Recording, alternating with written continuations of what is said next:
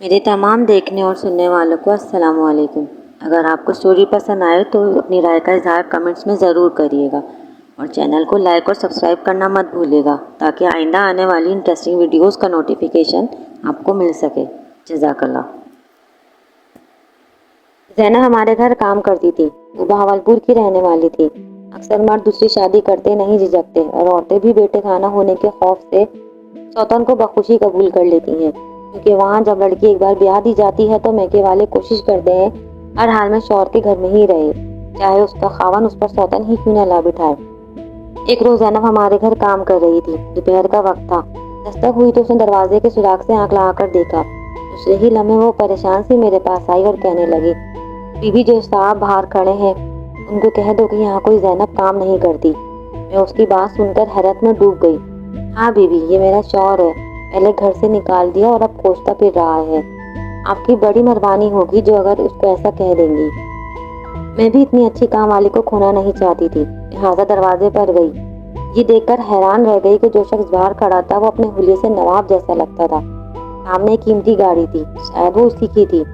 مجھے وہ کسی طور ایک کام والی کا شوہر نہ لگا۔ بہرحال میں نے سوال کیا، بھائی آپ کو کس سے ملنا ہے؟ زینب سے۔ باجی وہ میری بیوی ہے، مجھے کسی نے بتایا ہے کہ آپ کے گھر کام کرتی ہے۔ نہیں بھائی صاحب، آپ کو غلط فہمی ہوئی ہے، اس نام کی کوئی عورت ہمارے گھر کام نہیں کرتی۔ وہ شخص مایوس ہو کر سامنے کھڑی گاڑی میں بیٹھ کر چلا گیا۔ میں زینب کی جانب پلٹی اور پوچھا کہ زینب بتا، یہ کیا قصہ ہے؟ زینب کو میرے گھر کام کرتے 2 سال ہونے کو آئے تھے۔ اس نے مجھے کبھی کوئی شکایت کا موقع نہ دیا۔ بہت سگڑ عورت تھی، واقعی اپنے اطوار اور رکھ رکھاؤ سے کسی اچھے گھرانے کی لگتی تھی۔ اس نے کہا، بی بی یہ بہت لمبا قصہ ہے اور کام پڑا ہوا ہے، کام سے نمٹ لوں تو بتاتی ہوں۔ تجسس نے مجھے چین نہ لینے دیا۔ رہنے دے کام کو، میں کھانا ہوٹل سے منگوا لوں گی۔ تو مجھے ابھی بتا کہ کیا ماجرا ہے؟ تو گھروں کا کام کرتی ہے اور تیرا آدمی اتنی قیمتی گاڑی میں آیا ہے، کیا وہ کوئی نواب ہے؟ شکل اور حلیے سے تو نواب ہی لگتا ہے۔ نواب تو نہیں ہے پر زمیندار ہے، بہت پیسے والا ہے، بس میرے نصیب میں چادری لکھی تھی سو کر رہی ہوں۔ پھر اس نے ان الفاظ میں اپنی کہانی سنائی جو میں اسی الفاظ میں قلم بند کر رہی ہوں۔ بی بی، جن دنوں ہماری شادی ہوئی ہمارے روز و شب بھی ایسے ہی مسرت بھرے تھے جیسے کہ عام چاہنے والوں کے ہوتے ہیں۔ میرے شوہر مجھ پر فدا تھے۔ 2 دن کو میکے چلی جاتی تو روٹھ جاتے، کہتے زینو تیرے بنا میرا وقت نہیں کٹتا، جی کرتا ہے تم مجھ سے ایک پل کو بھی دور نہ جاؤ۔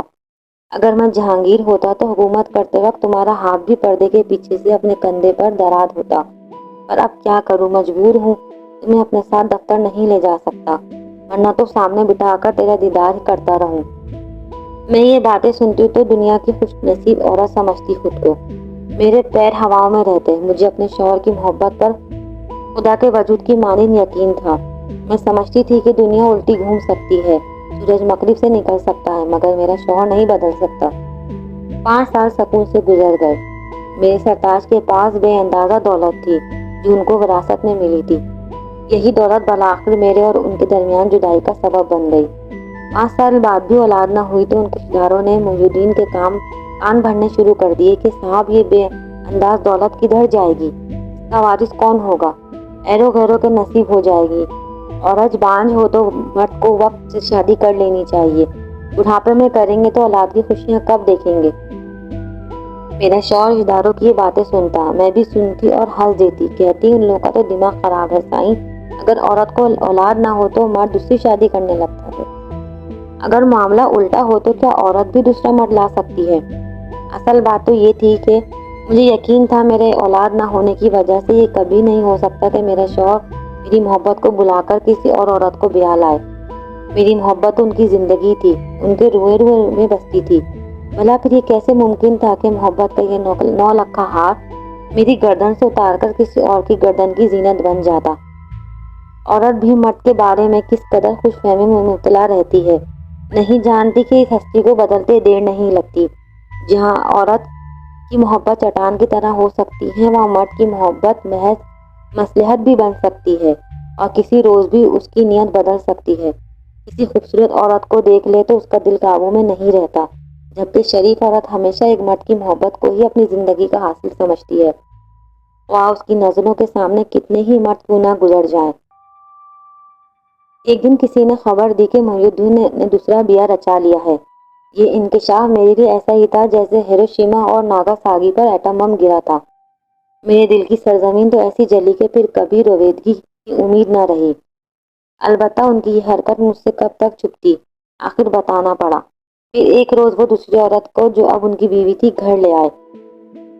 جو ہو چکا تھا اس کو قبول کرنا تو ناگزیر تھا۔ میں اپنے شوہر سے محبت کرتی تھی، اسی لیے محی الدین کو پریشان کرنا یا علیحدگی کا مطالبہ کرنا خود میرے لیے باعث تکلیف تھا۔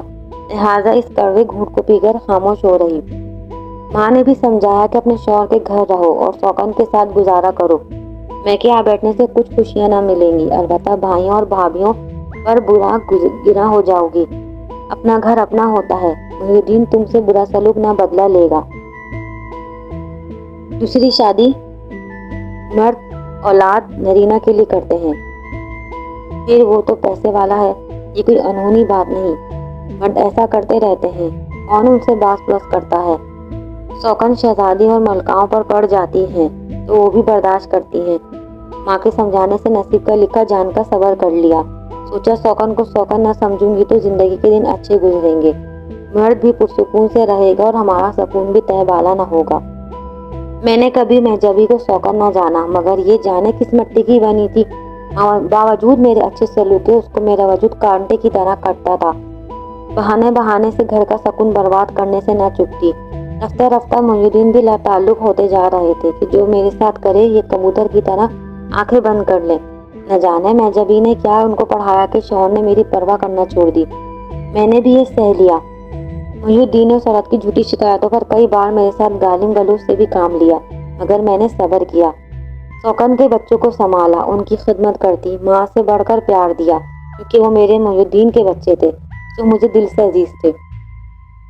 بچے تو پیار کے طالب ہوتے ہیں، پیار پا کر وہ میرے دیوانے ہو گئے، ہر وقت میرے پاس گھسے رہتے، مجھ کو وہ اپنی ماں سے زیادہ چاہنے لگے۔ اس کو یہ بات بھی گوارا نہ تھی کہ اس کے بچے مجھ سے زیادہ پیار کریں۔ وہ ان معصوموں کو روئی کی طرح دھنک ڈالتی۔ ایک روز مجھ سے ملنے میرے گھر میرے چچا زاد بھائی آ گیا۔ ماں باول نگر میں تھی اور بہت بیمار تھی۔ وہ یہی بتانے آیا تھا۔ وہ مجھ کو اپنی سگی بہن جیسا جانتا تھا، کبھی سوچ نہ سکتی تھی کہ سوکن مجھ پر ایسا برا الزام لگا دے گی۔ بلال بیچارہ ایک منٹ بامشکل بیٹھا ہوگا، اس نے چائے کی پیالی نہ پی، بس ماں کی علالت کا بتایا اور چلا گیا۔ جس کو نہ جانے مہجبی نے کس انداز سے محی الدین کو بتایا کہ اس نے مجھ سے کہا، میری غیر موجودگی میں دیگر مردوں کو گھر میں بٹھا لیتی ہو، تم کو لحاظ نہیں آتا؟ وہ تیرا چچا زاد تھا، مہجبی کا تو نہیں تھا، تو پھر تو نے اس پر پردہ کیوں نہ کرایا؟ حالانکہ مہجبی تو اس کمرے میں آئی بھی نہیں تھی جہاں ہم بیٹھے ہوئے تھے۔ کہا کہ تم ابھی اور اسی وقت میرے گھر سے چلتی بنو، مجھ کو ایسی آوارہ عورت گھر میں رکھنے کی ضرورت نہیں ہے۔ میری بیٹیاں آج چھوٹی ہیں، کل بڑی ہو جائیں گی تو کیا تیرے اہل غیر رشتہ داروں کے ماتھے لگیں گی؟ میں اب تم کو مزید آباد نہیں رکھ سکتا۔ میں بھلا آباد ہی کب تھی جو اب برباد ہو رہی تھی۔ یہ سوچ کر عورت کی شرافت پر دھبا نہ آئے، یہاں پڑی تھی کہ شوہر کا گھر ہے، کوئی مجھ پر انگلی نہ اٹھائے، ورنہ 2 وقت کی روٹی دینے والا تو رازق ہے۔ اس وقت سخت سردی پڑ رہی تھی، سر پر چادر نہ پیر میں جوتی۔ انہوں نے مجھے باہوں سے پکڑ کر باہر کر دیا۔ کچھ دیر برآمدے میں ٹھہری رہی۔ بچے باہر آئے اور مجھ سے لپٹ گئے۔ وہ مجھے بھیج کر رو رہے تھے، لیکن اس ظالم مرد نے ان کو بھی کھینچ کر علیحدہ کر کے کمرے میں بند کر دیا اور مجھے گھر سے باہر نکال دیا۔ میں ننگے پاؤں شدید سردی میں پیدل کئی میل چل کر شہر آئی اور اپنے واقف لوگوں کے گھر پناہ لی۔ ان بیچاروں نے مجھے سہارا دیا کہ تھکن اور صدمے سے آتے ہی فرش پر گر پڑی تھی، چلتے چلتے پاؤں سوج گئے تھے۔ وہ مجھ سے محبت کے بلند باں دعوے کرتا تھا۔ اس نے آج مجھے 3 کپڑوں میں دھکا دے دیا تھا۔ امی فوت ہو گئی، کچھ دن بھابھیوں نے رہنے دیا، پھر کہا کہ شوہر اور سوکن کو منا لو اور اپنے گھر جاؤ، کیا عمر بھر ایسے ہی در بدر رہو گی؟ بھائیوں کا بھی یہی حال تھا، لیکن عورت لاکھ سونے جیسی ہو، انسان ہوتی ہے، آخر اس کی بھی عزت نفس ہوتی ہے، وہ مٹی کا مادھو تو نہیں ہوتی۔ آج انہوں نے یہ کہا، اگر ان کے پاؤں بھی پڑتی کل اس سے برا سلوک کرتے۔ سو میں نے وہاں جانے کے بجائے لوگوں کا کام کرنا پسند کیا۔ میں بہاول نگر سے دوبارہ بہاولپور آ گئی، ایک سہیلی کے پاس چند دن قیام کیا۔ کام کی تلاش میں میرے دن یوں ہی خانماں برباد کرتے رہے، دل کہیں نہ لگتا تھا۔ کبھی شوہر کی محبت اور کبھی ان کی بے وفائی خون کے آنسو رلاتی تھی۔ دنیا سے جیو چاٹ ہو گیا، سوچتی ہے کاش میں خودکشی کر سکتی۔ کبھی دل کرتا کہ بال کھول کپڑے نوچ سڑکوں پر دیوانے سی پھرنے لگو، شاید اس طرح سکون مل جائے۔ پھر بھی خود پر قابو رکھا اور ایک مطمئن شوہر کی بیوی ہوتے ہوئے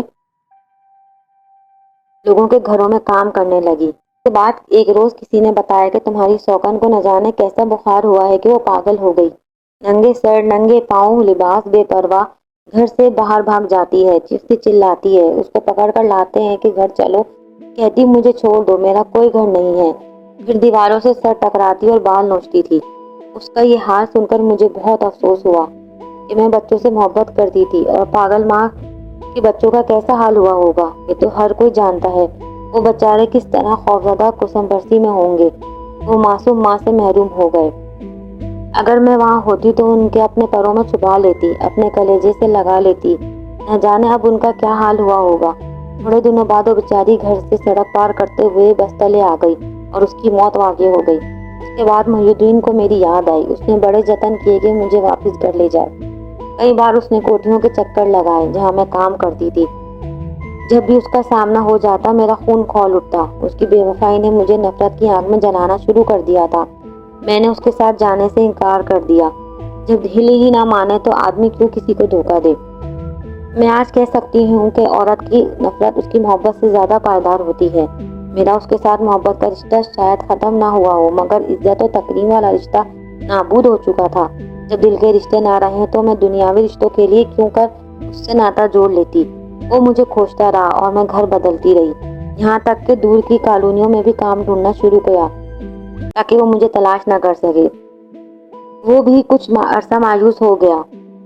بالکل اس نے اس پرانے گھر جا کر میرا پتہ کیا ہوگا جہاں میں پہلے کام کرتی تھی، وہاں میں کبھی کبھی جاتی ہوں، انہوں نے یہاں کا پتہ دیا ہوگا۔ سنتی ہوں کہ اس کا بھی کسی کام میں جی نہیں لگتا، پریشان رہتا ہے، توبہ کرتا ہے مگر سکون نہیں پاتا۔ کسی کے دل کو توڑنا جس میں سچی محبت بستی ہو کوئی ہنسی کھیل تو نہیں۔ اس نے میری زندگی کو کھلونا سمجھا، کھیل کر پھینک دیا تھا۔ کبھی کبھی بچوں کی خاطر دل نرم پڑ جاتا ہے تو مجھ سے محبت کرتے تھے، جی چاہتا ہے کہ واپس ان کے پاس چلی جاؤں، نہ جانے کوئی ستیلی ماں بن کر آ جائے تو کیسی ہو، مگر یہ کافر دل محی الدین کو معاف کرنے پر آمادہ نہیں ہوتا۔